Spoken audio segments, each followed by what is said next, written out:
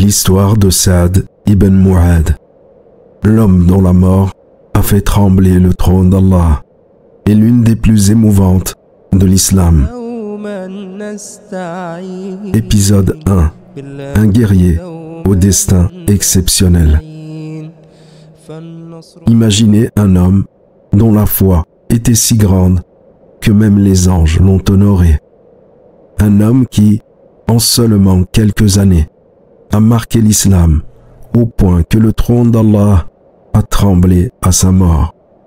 Ce n'est pas un prophète, ce n'est pas un roi, mais un simple croyant au cœur pur. Son nom, Saad ibn Mu'adh. Laissez-moi vous raconter son histoire. Un homme de noblesse et de courage, Saad ibn Mu'adh est né à Médine, dans la tribu des Haus, l'une des deux grandes tribus arabes de la ville. Il est respecté pour son courage et sa sagesse, un véritable chef aimé de son peuple. Mais son destin bascule lorsqu'un homme vint à Médine prêcher un message révolutionnaire, l'islam. Cet homme, c'est Mus'ab ibn Umayr, l'ambassadeur envoyé par le prophète Muhammad sallallahu alayhi wa sallam. Un jour, furieux d'apprendre que son peuple écoute cet étranger, Saad décide d'intervenir. Armé de sa lance, il se rend auprès de Mus'ab et lui dit avec ces mots: « Pourquoi es-tu venu troubler notre peuple? Si tu tiens à la vie, arrête immédiatement. » Mais Mus'ab ne s'affole pas et répond avec douceur: « Écoute-moi un instant. Si tu n'aimes pas ce que j'ai à dire, je partirai. » Saad, intrigué, accepte. Et là, un miracle se produit. À peine a-t-il entendu quelques versets du Coran, son cœur s'ouvre. Il sent une lumière envahir son âme et dit: « Que faut-il faire pour embrasser cette foi ?» Ce jour-là, Saad ibn Mu'adh devint musulman, et avec lui, toute sa tribu.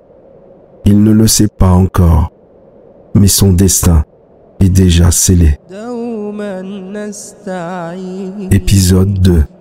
Le guerrier d'Allah. L'islam grandit à Médine, mais une tempête approche. Une armée gigantesque se prépare à attaquer les musulmans. Le prophète, sallallahu alayhi wa sallam, rassemble ses compagnons. L'un d'eux se lève, la main sur son épée. Il regarde le messager, sallallahu alayhi wa sallam, droit dans les yeux, et dit: « Ô messager d'Allah, nous sommes avec toi, par celui qui t'a envoyé avec la vérité. Si tu nous ordonnes de plonger dans la mer, nous plongerons. » Cet homme, c'est Saad ibn Mu'adh, lors de la grande bataille de Badr, où 300 musulmans affrontent 1000 Quraysh. Saad combat avec bravoure. Il protège le prophète, sallallahu alayhi wa sallam, de son propre corps et inspire les musulmans à ne jamais reculer. Sa foi est inébranlable. Après cette victoire, il devint l'un des plus proches compagnons du prophète, sallallahu alayhi wa sallam. Mais un jour, une guerre encore plus terrible éclate, la bataille du fossé. Les ennemis de l'islam rassemblent 10 000 soldats pour raser Médine. Le prophète, sallallahu alayhi wa sallam, et ses compagnons creusent un immense fossé pour se protéger. Saad ibn Mu'adh, comme toujours, est en première ligne. Il court sous les flèches, encourage ses frères et combat sans relâche. Puis soudain, une flèche ennemie transperce son bras. Le sang jaillit. Les compagnons se précipitent vers lui. Saad tombe au sol, mais il sourit. « Oh Allah, si une autre bataille doit venir, garde-moi en vie. Mais si celle-ci est la dernière, accepte-moi auprès de toi. » C'est son dernier combat et il le sait.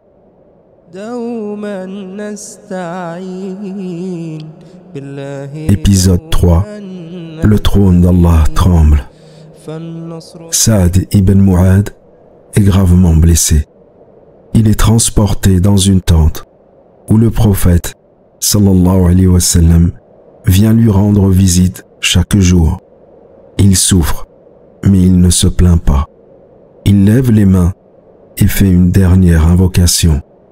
« Oh Allah, si j'ai encore un rôle à jouer pour ton prophète, garde-moi en vie. Sinon, prends mon âme et fais-moi rejoindre mon peuple parmi les martyrs. » Le dernier souffle de Saad ibn Mu'ad. Une nuit, son état s'aggrave. Les compagnons sont autour de lui.